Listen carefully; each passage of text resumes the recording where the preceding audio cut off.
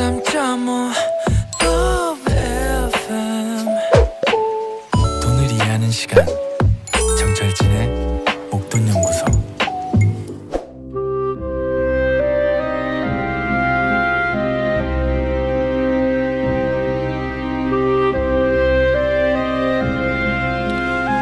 기술적 분석하기 딱 좋은 날이네. 주식의 신세계를 구현합니다. 기술적 분석으로 시장을 전망해봅니다. 기술적 분석이 좋은 형님, 이트렌드 강은보 센터장과 함께합니다.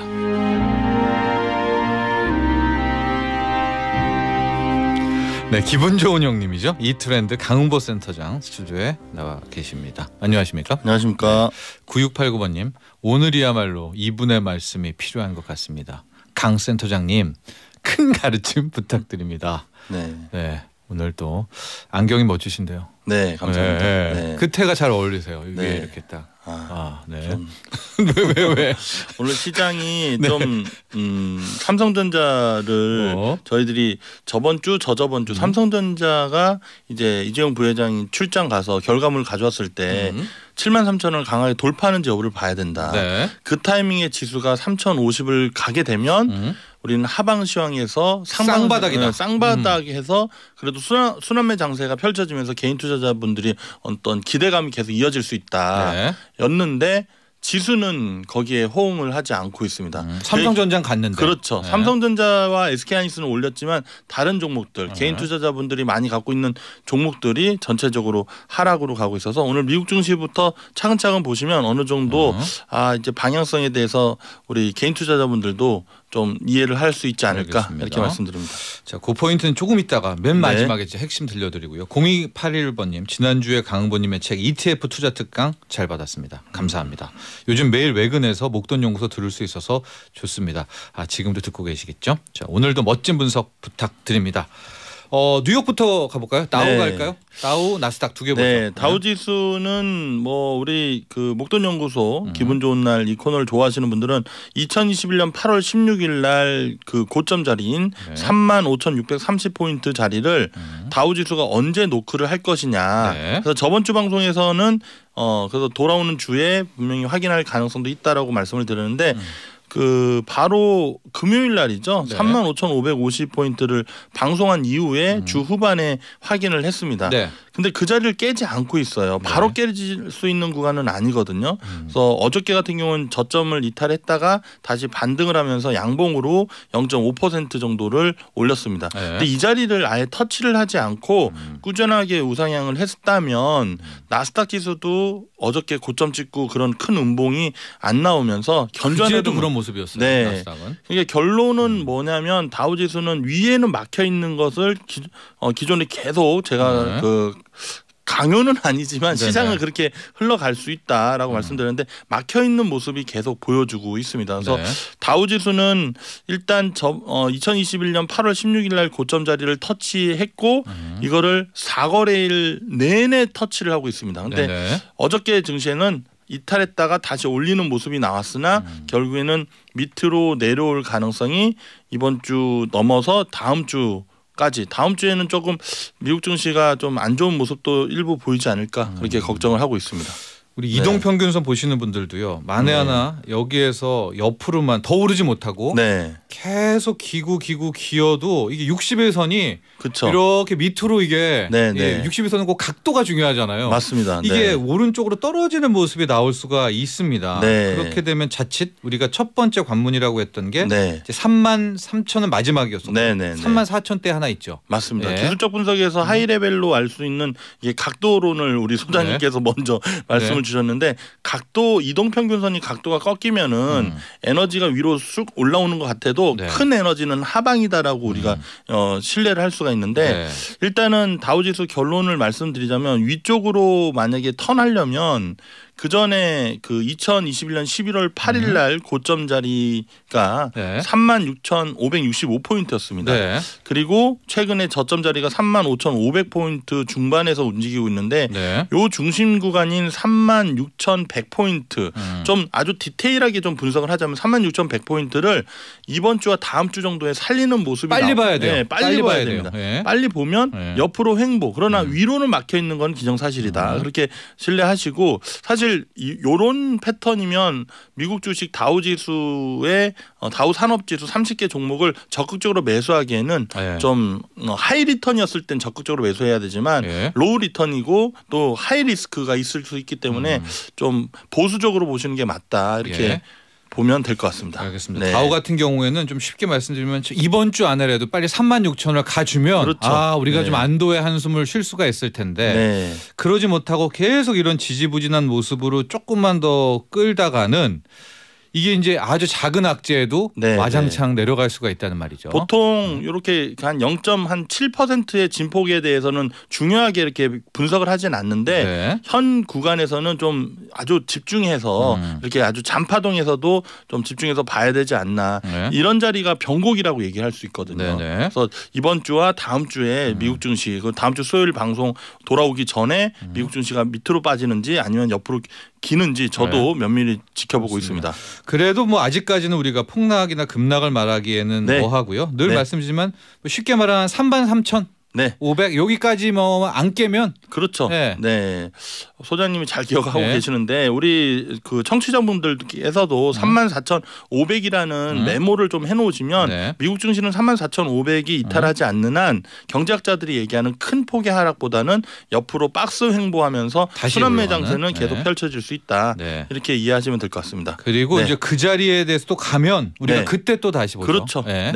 그게 이제 기술적 분석이고 나스닥이 지금 좀 나스닥은 뭐 소장님께서도 쌍봉이냐 아니면 또 쌍봉을 넘어서서 헤드앤숄더 패턴이냐라고 저랑 몇 주 전부터 계속 논의를 했었는데 결국에는 쌍봉을 넘어서는 흐름이 나왔고 헤드앤숄더 패턴으로 만들어지는 모습입니다. 자, 근데 여기서 여러분들 화면을 못 보시지만 일단 머릿속으로 딱 연기를 딱 생각을 해보시면 2021년 9월 고점부터 또 2021년 11월 8일 고점을 추세를 쭉 연결해 보시고 그리고 저점 자리가 2021년 10월 달부터 추세를 쭉 연결해 보면 이게 상승 쐐기형 패턴, 삼각 수렴과 상승 쐐기형 패턴이 두 가지 패턴이 동시다발적으로 만들어졌는데 어저께 그 자리를 확 깨버렸습니다.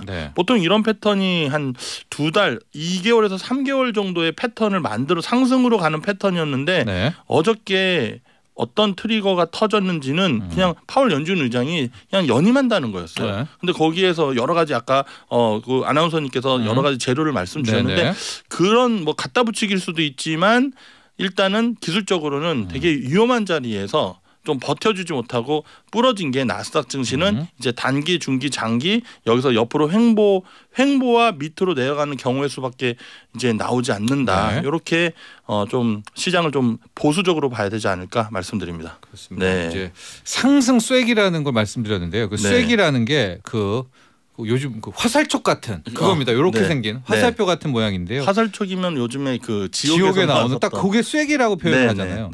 최고가가 11월 22일에 16,212가 있지 않습니까? 여러분 거기에다 딱 점을 찍고 이쪽 라인에 하나 긋고 이쪽 라인에 하나 그으면 마치 지금 차트에서 이게 상승 쐐기가 되잖아요.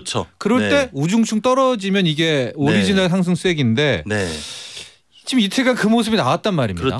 그렇죠. 현재 구간에서 그러니까 어저께 오늘 새벽에 마감 말고 어저께 구간에서 고점 자리를 만들었던 게 이제 헤드앤숄더의 머리를 만들었다고 판단을 할 수가 있습니다.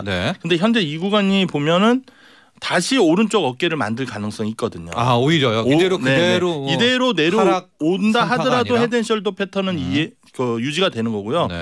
저점을 그전 저점 자리인 바로 직전 저점이 얼마였냐면 11월 10일 날 저점인 15,540포인트를 어저께 장에 위협을 하려다가 다시 밑꼬리 달고 말아 올렸어요. 그러니까 그 자리가 이번 주에 만약에 깨진다 그러면 그냥 헤드앤숄더의 패턴은 그대로 유지되면서 사실 시장이 강하게 하락하는 패턴 중에서는 쌍봉 패턴보다 다중봉 패턴보다는 헤드앤숄더 패턴이 가장 아프게 부러집니다.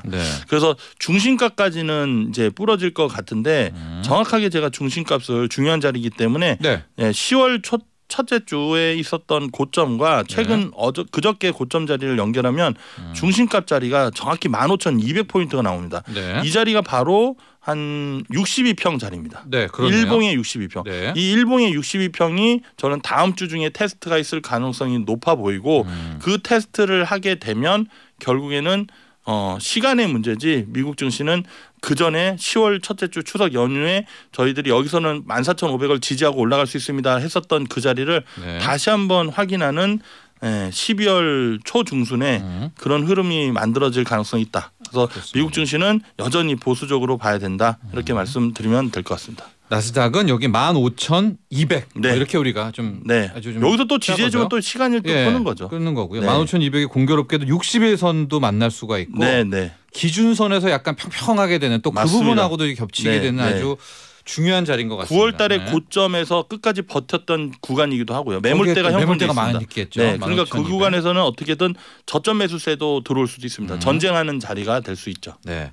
그럼 확률적으로는 15,200은 버틸 가능성은 높으나 버티는 거는 한 뭐 1, 2주 버티는데 만약에 3주, 4주에서 한 달 동안 버티면은 의외로 시장이 견조하다 이렇게 판단하면서 거기에 대한 또 대응 전략을 비중을 좀 확보한다든가 아니면 순환매 장세를 좀 잘 쫓아가거나 그러나 개인 투자자분들이 이런 시장에서 그렇게 열심히 할 이유는 없지 않나 하고 사수하지 못할 경우엔 좀 사단이 나죠.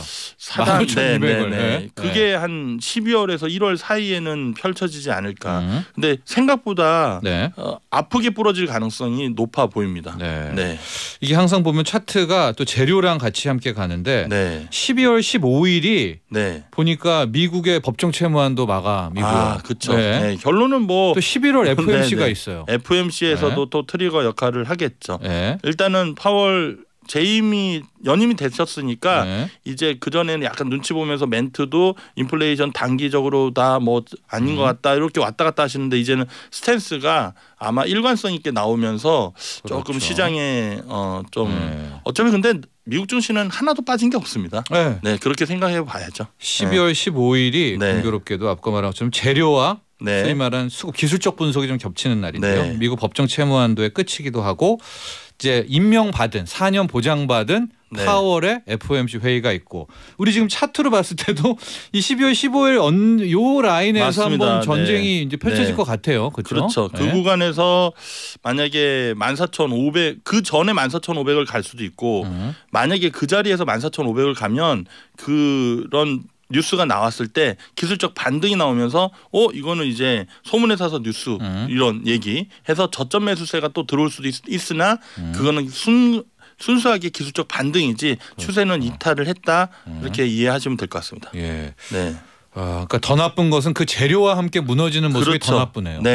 오히려 먼저 빠졌다가 그 악재를 줬고 올라서는 그러면은 또 추가적인 하락이 나온다 하더라도 하락할 자리를 만든다는 거거든요. 그러면 지수의 하락은 아닌데 주가가 이렇게 계속 하락하다가 갑자기 그 이슈가 악재로 트리거로 하면은 거기서 거래량이 확 터지면서 장대 음봉이 나오면서 돌이킬 수 없는 흐름도 나올 수가 있습니다. 그런 흐름이 나오면 안 되겠지만 현재 지금 나스닥은 제롬 파월이 이게 비둘기냐 매냐에 정말 관심이 커요. 이게 나우랑 조금 다릅니다. 왜냐하면 기술주는 꿈을 먹고 자랐기 때문에 그런 부분이 중요하다. 이제 방금 전에 얘기했던 쇠기형 패턴, 상승 쇠기라든가 이런 것들은 저희가 이번 주 토요일 날 주식학개론으로 준비를 했고요. 헤드앤숄더 이런 그림들도 이번 저희 주말마다 하는 주식학개론 코너에 다 있으니까요. 저희 다시 보기나 유튜브를 통해서 보시면 더 좋을 것 같고 자 이렇게 뉴욕 증시를 봤고요. 지금 국내 많이 궁금합니다. 코스피와 삼성전자. 코스피부터 갈까요? 코스피 지수는 제가 이 코너가 시간이 좀 짧잖아요. 그래도 어떻게든 삼성전자의 흐름을 계속 짚어드렸던 이유가 삼성전자가 결국은 이재용 부회장의 출장의 결과물이 나왔을 때 어떤 반응을 보이면서 지수랑 연계해서 지수의 위치를 파악을 해야 되는데 삼성전자가 7만 5, 6천 원까지 올라갔을 때는 원래는 그런 퍼센트지로 보면은 결국에는 어떻게 돼야 되냐면 코스피 지수가 3,050을 살렸어야 돼요. 그게 이제 우리가 지난주에 얘기했던 모습이었죠. 그런데 그 살리지 못하고 3,018포인트를 고점으로 해서 오늘도 그 구간에서 좀 깨면 안 되는 첫 번째 자리가 3,010, 두 번째 자리가 2,990인데 지금 이런 지수가 뭐가 의미가 있냐인데 우리가 사실 투자를 할 때 확률을 확률을 높이는 게임이거든요. 그렇죠. 그러니까 지수의 중요한 위치를 우리가 메모했다가 그 위치를 지지하면 아직까지는 확률적으로 올라갈 자리, 그 지지 자리를 깨면 확률적으로 내려갈 자리. 이렇게 하면서 우리가 시장을 봐야 되는데 아니 뭐 주식 투자는 사실 장기 투자로 우리가 이렇게 하면서 기업의 밸류를 보고 같이 투자를 해야 되는데 왜 이거를 이렇게 해서 머리 아프게 하냐 이러신 분들이 계시는데 평상시에는 안 하셔도 됩니다. 근데 이런 변곡 구간에서는 면밀하게 이렇게 찾아보면 이게 시간이 어느 정도 투자 내공을 키워주면서 나중에는 저점 매수도 할 수 있고 고점 청산도 할 수 있고 그걸 목적을 두고 이렇게 방송을 들어보시면 좋을 것 같습니다. 그렇습니다. 아무튼 저희가 기술적 분석하는 이유도 지금 유동성으로 이끄는 장이잖아요. 그렇죠. 솔직히 가치보다는 그래서 더 집중하는 거고요. 맞습니다. 코스피를 보면은 2021년 10월에 2,900 한 번 갔고요. 맞습니다. 그 다음에 우리가 언제죠? 11월 11일에 또 갔고 이게 이제 쌍바닥인지 아니면 이렇게 좀 반등하다 무너지는지에 대한 논의를 지난주에 했었고 지금까지만 모습을 보면 어때요? 쌍바닥이라고 하기에는 아직 그전 고점 자리인 3,050을 살렸어야 됩니다. 그래서 3,050과 3,100을 살렸으면 이거 쌍바닥 아니야라고 테스트를 하겠는데 시장을 이끄는 미스터 마켓은 아직 쌍바닥 아니지롱 이렇게 하면서 약 올리는 느낌이 보여집니다. 이미지 파일을 제가 작가님께 토스를 했는데 유튜브 보이는 라디오 보시면 일단 제가 작도를 점점 더 친절해지면서 이렇게 작도를 좀 신경 쓰는 분인 것 같습니다. 1번이라고 보여줬던 자리가 그 자리를 고점으로 해서 2021년 6월 25일 자리인 것 같은데요. 3,316포인트에서부터 첫 번째 2,901포인트를 찍었었던 2번 자리가 총 몇 거래일 하락이냐면 72거래일 하락입니다.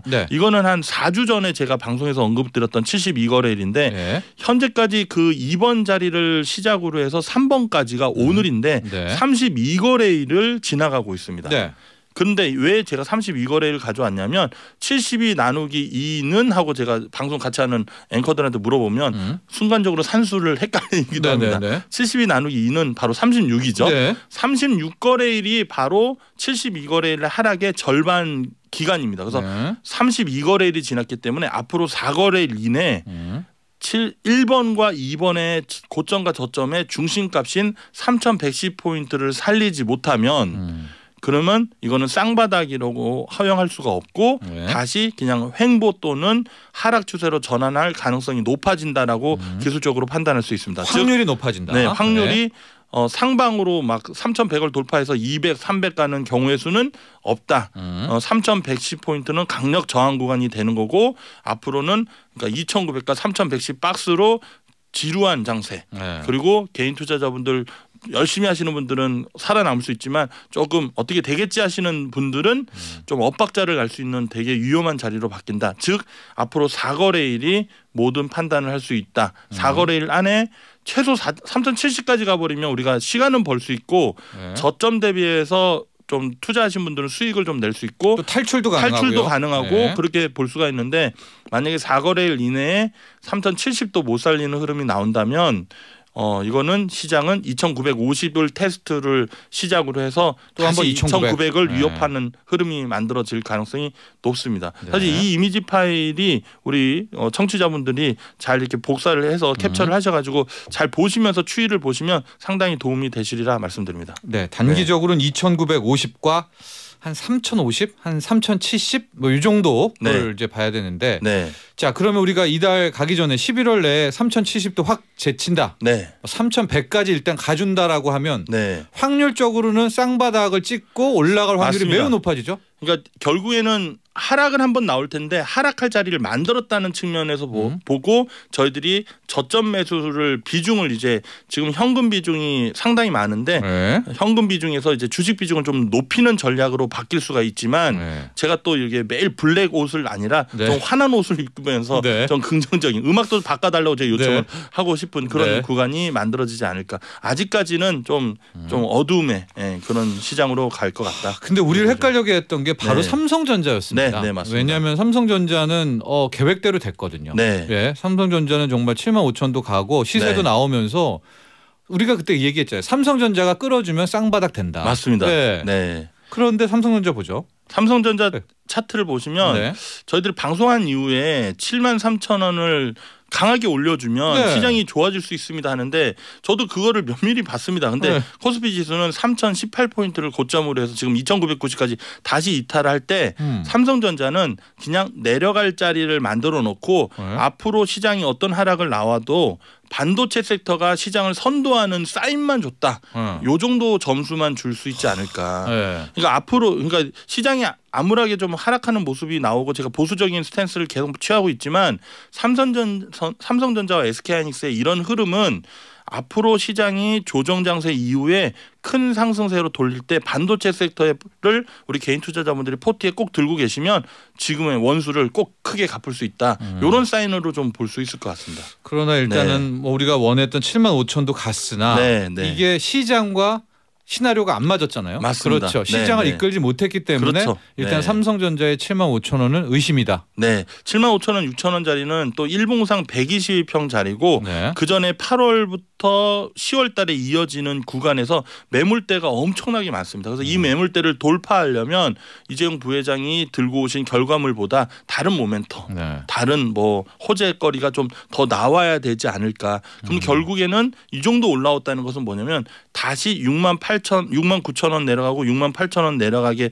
되면 코스피 지수는 또 2,900 테스트죠. 2,900을 네. 넘어서 네. 2,800, 700을 논했었던 그 구간을 만드는 겁니다. 그래서 네. 저는 참 미스터 마켓이 되게 현명하다. 삼성전자를 저렇게 밀어 올려놔서 68,300원을 크게 이탈하지 않고 바닥자리 쌍바닥자리를 만들어 놓고 지수는 2,700~800짜리까지 내려와서 다시 전체적으로 삼성전자는 큰 쌍바닥, 코스피 지수는 2,700, 800짜리 되게 중요한 자리에서 네. 큰 상승으로 보는 약간 먼 한두 달의 미래의 얘기지만 그런 시나리오를 만들고자 삼성전자를 이렇게 멋지게 올렸던 게 아닌가.